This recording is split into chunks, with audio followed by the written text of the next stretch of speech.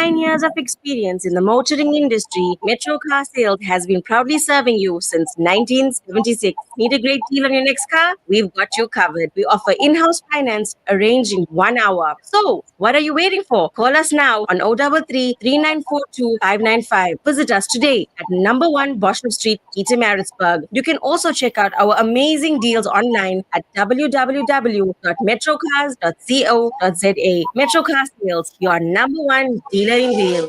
The views and opinions expressed by the guests and presenters of Radio Al Ansar are not necessarily the views and opinions of Radio Al Ansar and the Al Ansar Foundation. The Breakfast Rush, brought to you courtesy of the Willow Tin Group, at the forefront of innovation and one of the leading competitors in the South African FMCG market.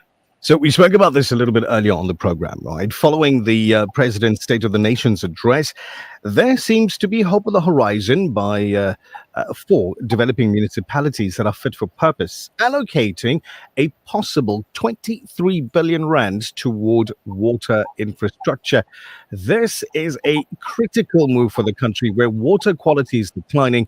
More and more water sources are producing undrinkable water. In fact, over 60 systems, that's 41%, that were sampled, had bad water quality. Another 13 systems, or 9%, had poor water quality. Now, joining us on the show this morning to discuss is Marketing Director at Interwaste, Kate Stubbs. Good morning once again and welcome back to the Breakfast Rush on Radio Al Ansar. Good morning to your listeners. Thanks for having me. Always a pleasure speaking with you. Now, folks, you're listening in on your radio sets. You could watch as well on YouTube and Facebook Live as well. Kate, can you give us an overview of the current state of water quality in South Africa? Yeah, as you said, it sadly is diminishing. We have some reports which the National Water and Sanitation Department publish annually. And if you compare over the last 10 years, there's a green drop, the blue drop, and the no drop report, and there's severe declines across the system. So our wastewater treatment plants have declined, our water systems, the state of our water systems have declined, our water quality is declining, and on the no drop report, that's leakages, that's sadly increasing. So not only have we got declining state of our systems and quality, but the clean water that is produced, a lot of non-revenue generating water is lost in the system. So a good example, I think KZN and Joburg and Durban, certainly over 40% of that water is being lost in the system. Mm-hmm. So ailing infrastructure. So sadly, not a good state at all. What's the role of wastewater in South Africa's water supply system, and why is it important for it to be utilized? Yeah, we've got to get our head around reusing and recycling our wastewater. It can play a critical role. We don't recycle enough of our wastewater, remembering that wastewater comes from our homes, from our industries, from agriculture. We have this poor, I suppose, behavior towards water. We wash our cars with fresh water. Our water is limited. South Africa is a water scarce country. We have a water crisis. So we need to look at ways to reuse our wastewater, to diversify our water mix and protect the precious resources, the fresh resources that we have. So wastewater can actually play a critical role in boosting our water supply. So, Kate, that being said, can wastewater be relied on as a source to help manage the country's water supply? Certainly. Absolutely. And there are great examples around the world. It just needs to be consistent. So, wastewater can be nearly every form of wastewater. There are different types of wastewater can be reprocessed, treated and safely treated to drinking standards. Now, obviously, getting it right up to drinking standards is quite technical and can be expensive, but it can be to a safe and different standards from government to a clean water standard that can be reused for agriculture, for instance. Our agriculture industry in South Africa uses 70% of our water. Can you imagine if we took that 70% and rather reused it as wastewater and left the fresh water for us to drink? So certainly across the country, there are ways to make wastewater available for industry to use, and then thereby protecting and conserving our freshwater systems. When it comes to the government's water infrastructure plan, what are you hoping will be prioritized? And we are yet to hear the details. Yeah, we're yet to hear the details. As you say, 23 billion, the president mentioned in his SONA address, has been set aside. Is that enough? Not at all. They seem to be allocating that to sort of bulk water resources, bigger dams across the country, which is important. We need to look at bolstering our catchment areas and making sure that we can capture the little water that we do receive in South Africa. However, I think, water, there's no silver bullet here, and it needs a collective effort. So we need to urgently look at the most basic things of conserving and fixing our infrastructure. When you hear about the vast amounts of loss, let's start there. Those are practical things that municipalities should be doing. We can't sit back and say, hey, government, yay, allocate some resources here and fix. The fix has to happen across the systems. So, Kate, final question for this morning.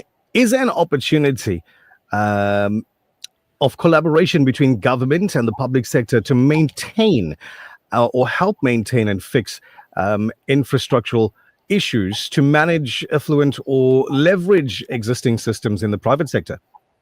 Absolutely. We have to go there. It's positive to hear that the president is talking about public-private partnerships in this space. Specifically in water. Water, as you can imagine, is quite a complex space and critical because the standard and the quality thereof is exceptionally important because it has a direct impact on our health. But the private sector has access to skills, to technologies, and to funding that not necessarily all government agencies have. And so certainly, I think it's going to be an exciting space to watch. We need growth in this space, and we need to look at partnerships across the board. Absolutely. I want to thank you for your time this morning and valuable information to our listeners. As always, Kate Stubbs is the marketing director at Interwaste. Kate, have a wonderful day. You too. Thanks. So, bye-bye now. Hey, if you're watching still on YouTube and Facebook, thank you very much for being there. Remember, later on in the program, the opportunity to take away a brand new Quran. Naz, tell us about it. The brand new Quran. Looking forward to that. It is much bigger than your normal Quran. So I would estimate 30 centimeters in length. Right. It is color-coded, so very efficient for you to learn and practice your tajweed rules, as well as translated. So below every ayah is the translation of that particular ayah. And because Ramadan is the month of the Quran, we are gifting this to you, as well as a box of dates to sweeten your palate at iftar time. Absolutely. So we're looking forward to that. And we'll tell you when to send your messages through.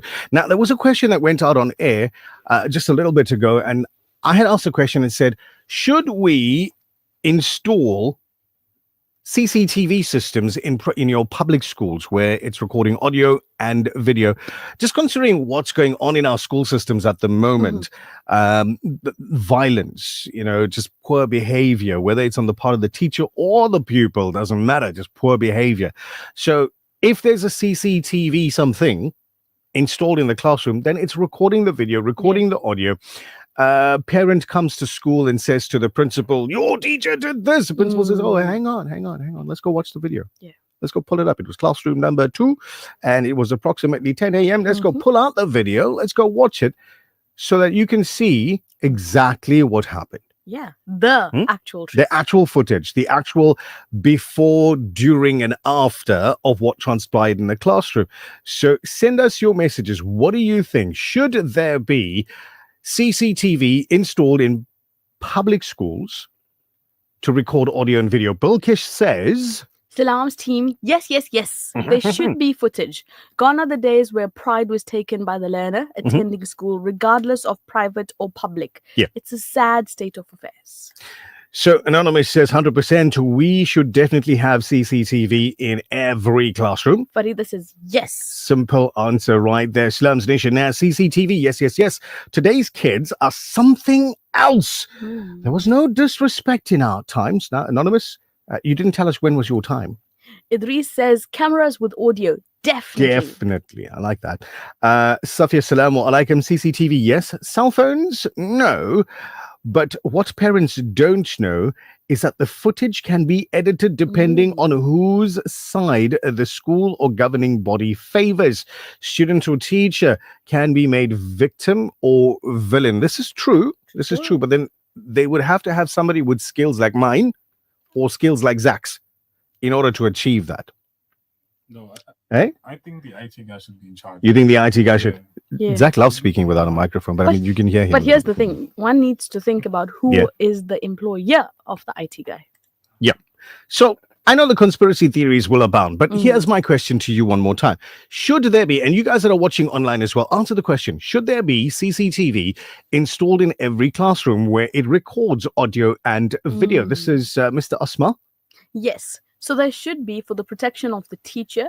So in the case where there's an issue, it will help. And in an investigation, children have a way to change stories. This is true. Well, everybody can have the ability to do that.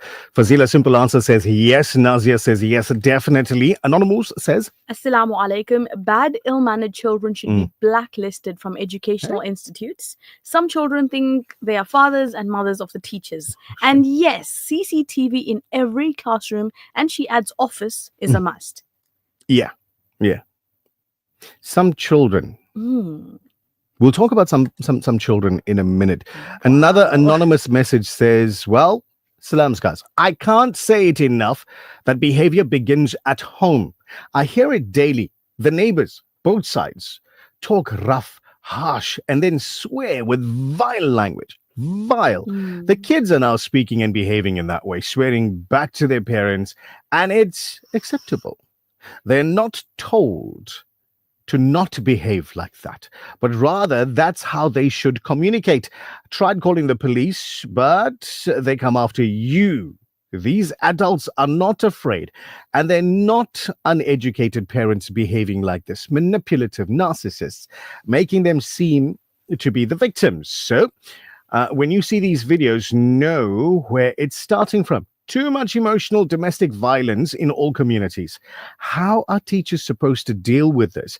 CCTV cameras and then dealing with Poppy opens a different can of worms, but something definitely needs to be done. But here's the thing, Anonymous, with regard to installing a CCTV camera in a classroom, in an open space that is the classroom.